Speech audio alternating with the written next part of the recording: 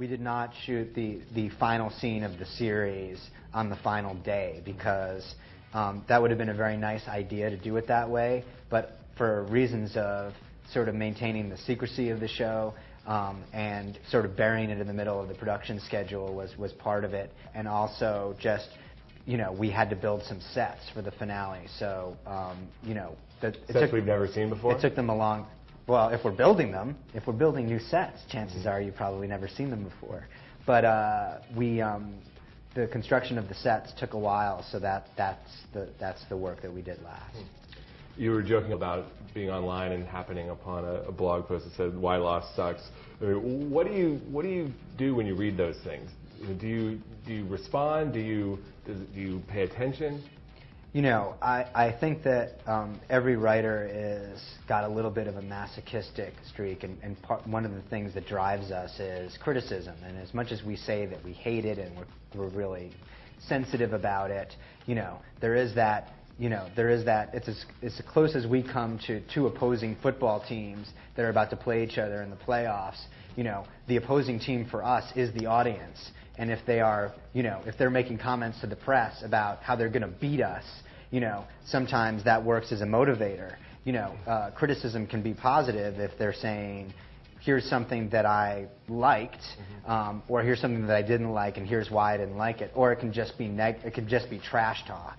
The trash talk is much more of an effective motivator because you don't take it to heart. Right. It's when the people who really love the show are saying bad things about the show that it kind of can emotionally cripple you. Carlton and I, at the beginning of the season, sort of pre-flighted the audience that we were going to be using a new storytelling device, and we knew that this was going to be controversial in terms of, you know, at this late in the game, why are you doing this? And also, in the show, we've been very explicit in the storytelling is this was a flashback. It happened before the plane crashed. This is a flash forward. This happens after these people get off the island. This is the time travel season where the island is moving around in time. This year, basically, we started showing them this thing, and people don't know what it is. They don't know how it connects back into the show. So we're throwing this huge mystery into a show that has already a bunch of mysteries, and in a time frame where the audience is expecting us to be closing doors and not opening them. So will there be a reveal of that device and the reason for that device? You know, we have long said that the biggest question that we owe in the end game of the show is an explanation for why we decided to do this in the final season of the show, and what the relationship between the two timelines are. And now the show has started to hint that there is a relationship, as some of the characters in the Sideways world are becoming aware of the fact that there is an island world, or that they had these experiences on the island. I think that people, once we started doing that, started to feel a little bit more at ease, because the audience has invested, you know, 115 hours of their time in watching the series, and the fact that we were showing them this story where 110 of those hours never happened is very threatening to them. But now that we're starting to say, no, it happened, you know, but we're not revealing exactly what we're up to here yet, I think is buying back a little bit of trust. But people's relationship with the show has to be one where you're going to disappoint me, because it's much easier to come at the show from a point of view of you're not going to give me what I want, and then if we don't give you what you want, then you're sort of like, I knew it, than to say, I have faith that I'm going to get everything that I want, because then you're setting yourself up for disappointment. There's been some speculation because Desmond is not in that final cast photo that was released. Is that significant? All we can say is the only thing that speaks for itself is the show itself. You know, we don't want to say what's intentional and what's not intentional, because that takes some of the fun away from the fans. But, you know, in this case, a cast photo that includes some characters and not others is a little bit sort of beyond our area of involvement.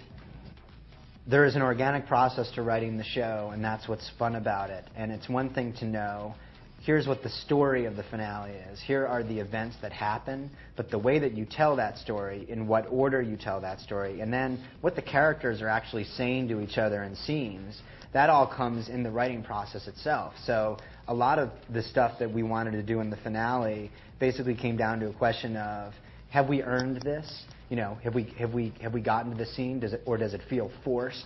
And if we felt we earned it, then we executed it. And if we felt like we were forcing it, we changed direction slightly. But to answer the question of, how much of the finale was part of the original plan that we've been talking about.